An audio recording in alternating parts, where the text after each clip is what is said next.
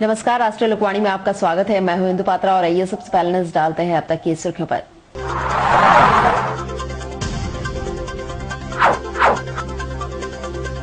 अपराधियों की दहशत से दहला शहर, टाटा कंपनी अधिकारी पर चली 4 गोली।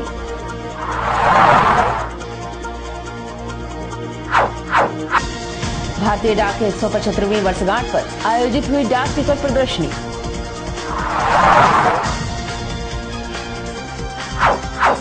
और जमीन विवाद में हुई हिंसक झड़प, 8 हुए घायल।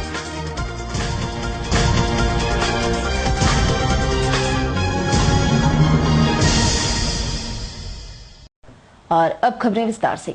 टाटा मोटर्स के एजीएम की हत्या के बाद अब अपराधियों ने टाटा स्टील के अधिकारी रत्नेश को अपना शिकार बना डाला और गुड़ाबांधा में उन पर 4 गोलियां चलाई। टेल्को के गुड़ाबांधा में सोमवार रात अपराधियों की गोलियों का शिकार हुए रत्नेश राज शाम 6:30 बजे टाटा स्टील प्लांट से अपने घर के लिए निकले थे।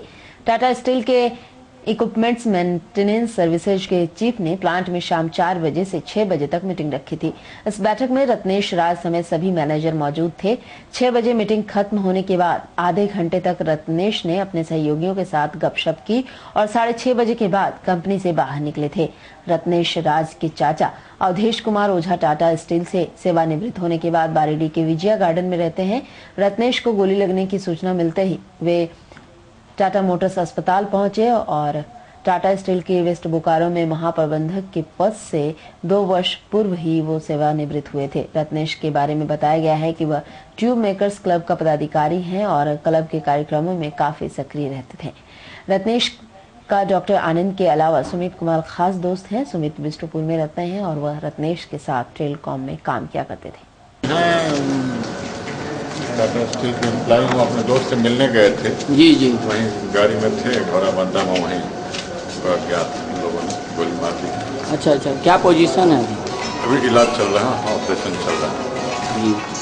और उधर भारतीय डाक की 175वीं वर्षगांठ के अवसर पर तुलसी भवन में द्वितीय राज्य सम्मेलन झारपेक्स 2014 का आयोजन किया गया। इस प्रदर्शनी का उद्घाटन टाटा स्टील के पूर्व चेयरमैन डॉक्टर जे ईरानी ने दीप प्रज्वलित कर किया। इस कार्यक्रम के आयोजक ने बताया कि भारतीय डाक सेवा अपने स्टाम्प के जरिए 175वीं वर्षों से अपने इतिहास की तस्वीर को दर्शाती रही है और यह कार्यक्रम के जरिए आज के इस इंटरनेट के दौर में भी डाक सेवा लोगों के बीच एक अच्छा जुड़ाव का साधन है। आज के दौर में लोग चिट्ठी का कम लिख रहे हैं, पर भारतीय डाक सेवा का प्रचलन अनंत काल तक रहेगा। इसलिए स्टाम्प के सहारे भारतीय डाक हमेशा अपने इतिहास को लोगों के बीच जिंदा रखा रहेगा। इस अवसर पर टाटा स्टील के पूर्व चेयरमैन डॉक्टर जे ईरानी को सम्मानित भी किया गया।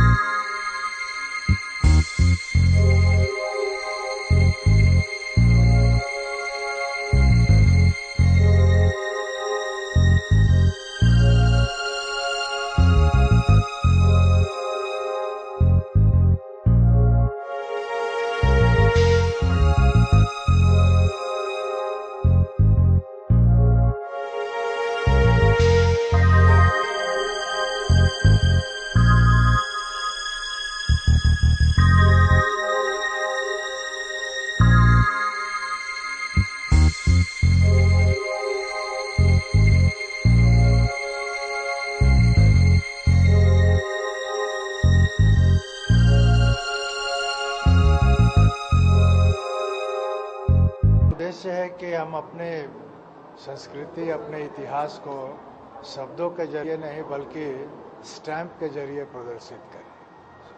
तो हमारा जो 175 साल का डाक का इतिहास है उसको आप इस प्रदर्शनी में स्टैंप के जरिए पढ़ सकते हैं, देख सकते हैं और समझ सकते हैं। वेरियस थीम्स पे हमारे यहाँ जो कलेक्शंस हैं, मैं कुछ का नाम बता सकता हूँ। अंटार्कटिका पे जितने स्टैम्प्स वर्ल्ड में निकले हैं आप उसका एग्जीबिशन देख सकते हैं। विश्व के माउंटेन पीक्स हैं, रेडियो कम्युनिकेशन कैसे शुरू हुआ, भारत रत्न के ऊपर में है, India struggle to freedom, freedom struggle एक स्टैम्प का बहुत ही बड़ा इंस्पिरेशन रहा है। बहुत सारी थीम्स मैं इस पे तो मैं किताब लिखा जा सकता है।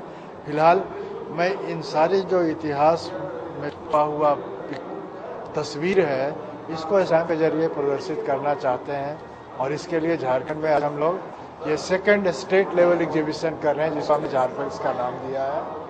मैं सभी लोगों से अनुरोध करूंगा कि आप इस एग्जीबिशन में जरूर आएँ। निःशुल्क एग्जीबिशन है, बहुत ही एजुकेटिव है, अपने बच्चों को जरूर दिखलाएं, स्टैम्प के प्रति जागरूक बने। ये सिर्फ हिंदुस्तान में नहीं पूरे विश्व में बहुत विख्यात है। और उधर मानगो दाईगुट्टू में जमीन विवाद के कारण जमकर हिंसक झड़प हुई जिसमें 2 महिला समेत कुल 8 लोग बुरी तरह जख्मी हो गए। सभी का इलाज एमजीएम अस्पताल में कराया गया। पहले पक्ष के लालधन साव ने बताया है कि वे अपने घर में पानी के लिए पाइप लगा रहे थे।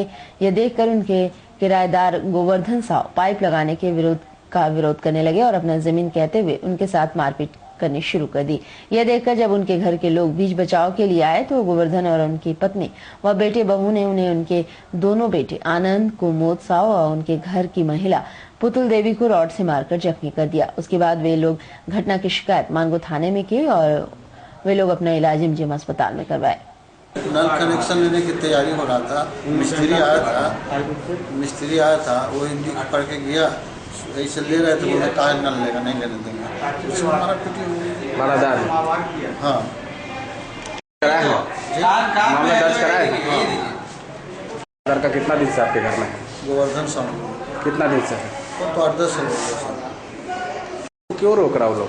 वो जलसादी कागज कोई बनाया है, बोलता है कि मेरा घर है और हमारा पिताजी का नाम महेश साहब है, उसका पिताजी का धनेश साहब है, मेरा परिवार भी सर पड़ता नहीं है और बोलता है कि हम लेबे करेंगे। अच्छा, हाँ यही बात है।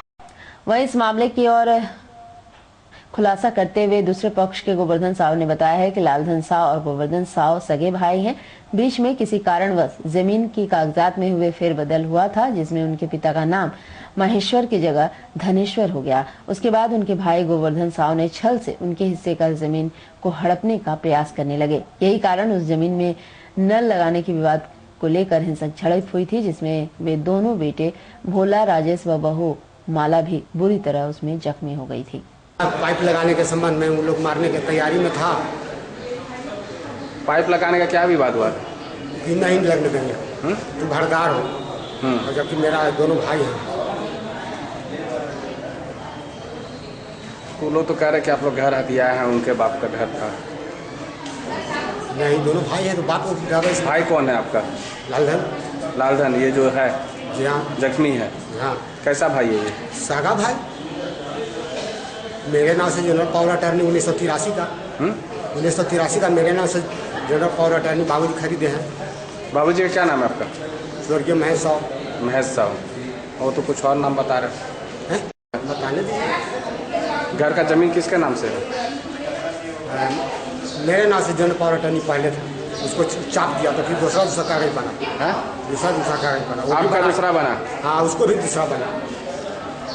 और उधर विष्णुपुर में आयोजित हुए स्वदेशी मेले में उत्तराखंड सरकार के पूर्व मंत्री मोहन सिंह रावत ने भी शिरकत की। साथ ही मीडिया से आगामी लोकसभा चुनाव के कई अहम मुद्दों पर चर्चा भी की। बातचीत के दौरान श्री रावत ने बताया कि देश भर में भाजपा और नरेंद्र मोदी की जो लहर है उससे यह तो पक्का है कि भाजपा शिखर की ओर है और बाकी सभी पार्टियां दूसरे पायदान को प्राप्त करने के लिए अपना प्रयास कर रही हैं। उन्होंने बताया कि इस देश की जनता का मन भारतीय जनता पार्टी की ओर है और झारखंड भी हमेशा से ही राष्ट्रवादी रहा है और हमेशा से झारखंड में भाजपा की स्थिति काफी बेहतर रही है और आगामी लोकसभा में भी झारखंड राज्य में भाजपा का ही परचम लहराएगा। साथ ही उन्होंने बताया कि वर्तमान समय में कई पार्टियां अपने गठजोड़ में जुटी हैं परंतु इससे कोई फायदा नहीं होने वाला है। दूसरी पार्टियां जितने भी प्रयास लगा लें वे मोदी की लहर के सामने फीकी हैं। पूरे देश में उस देश की जनता का मन भारतीय जनता पार्टी की ओर हो गया है और झारखंड भी हमेशा राष्ट्रवादी रहा है और इसलिए राष्ट्र की जो एक वो अनुभूति मिली है, एक समर्थन मिला है, तो उसके कारण झारखंड में आज भारतीय जनता पार्टी की लहर चल रही है और भारतीय जनता पार्टी की ओर ही झारखंड रहेगा और रहा भी है। इसलिए झारखंड में बहुत अच्छी स्थिति भारतीय जनता पार्टी की रहेगी। ऐसा है कि बहुत सारे दल हैं और विभिन्न प्रकार का वो अपना गठजोड़ भी कर रहे हैं, परंतु आज जो भारतीय जनता पार्टी की लहर पूरे देश में बनी है और नरेंद्र मोदी की जो लहर चल रही है उसके आगे इन अन्य दलों की कोई भी लहर नहीं चलेगी और वो सेकंड नंबर की दौड़ के लिए अपना दौड़ कर रहे हैं। सेकंड नंबर में आने के लिए वो अपना प्रयास कर रहे हैं, वैसे फर्स्ट नंबर में बीजेपी ही रहेगी। और उधर अखिल भारतीय मारवाड़ी महिला सम्मेलन के 16वें राष्ट्रीय समारोह में विभिन्न प्रांतों की 480 महिलाओं ने हिस्सा लिया। साक्ची स्थित अग्रसेन भवन के सामने धालुन क्लब मैदान में आयोजित कार्यक्रम की मुख्य अतिथि रुचि नरेंद्रन थी। कार्यक्रम की शुरुआत गणेश वंदना से हुई, जबकि स्वागत भाषण मंच की जमशेदपुर अध्यक्ष किरण देबुका ने दिया। इसके बाद सम्मेलन के राष्ट्रीय अध्यक्ष लता अग्रवाल ने विगत 2 वर्षों का सफरनामा प्रस्तुत किया। नारी शक्ति राष्ट्र शक्ति के विषय पर सुशीला मोहनका ने अपने विचार प्रस्तुत किए। अधेड़ावस्था विषय पर विधा मिराज गावरकर और अदिति खाड़ेकर ने उम्र के 40 वर्ष के बाद महिलाओं में होने वाले बदलाव की जानकारी दी। सम्मेलन को संबोधित करते हुए रुचि नरेंद्रन ने कहा है कि वह पहले सोचती थी कि मारवाड़ी महिलाएं परंपरा के अनुसार सिर पर पल्लू रखकर घर के अंदर ही रहती हैं। आज सम्मेलन में आने के बाद उनकी सोच बदल गई है। उन्होंने कहा है कि महिलाओं में आत्मविश्वास होना चाहिए, बेटे व बेटी में फर्क नहीं समझना चाहिए। बेटों को ऐसे शिक्षित करना चाहिए कि वह माँ, बहन, पत्नी समेत पूरे नारी जगत को इज्जत की नजर से देखे। व्यापार में बेटियों को भी आगे करना चाहिए।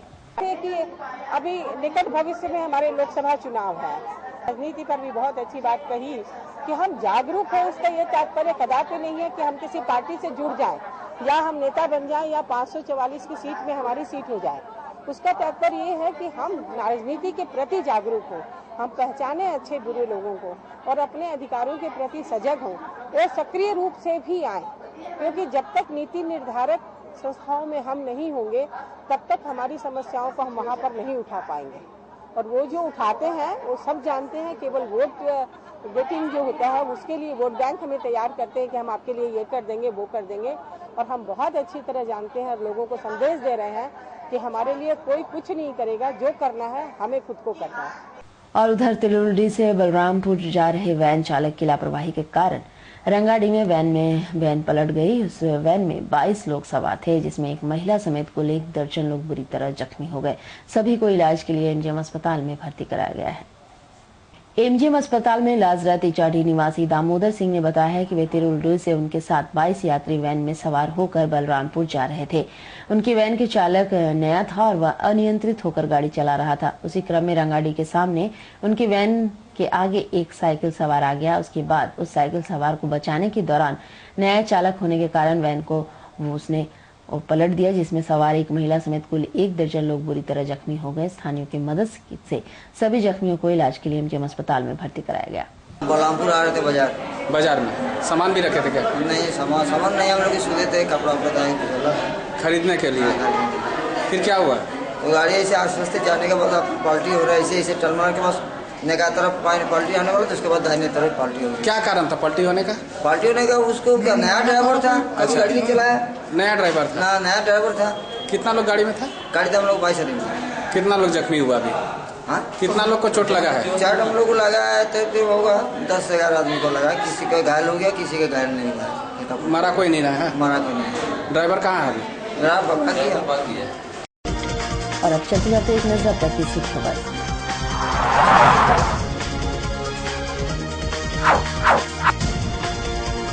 अपराधियों की दहशत से दहला शहर, टाटा कंपनी अधिकारी पर चली 4 गोली।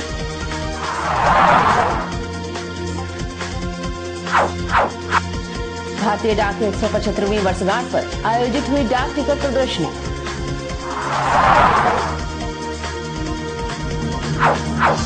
और जमीन विवाद में हुए हिंसक झड़प, 8 हुए घायल।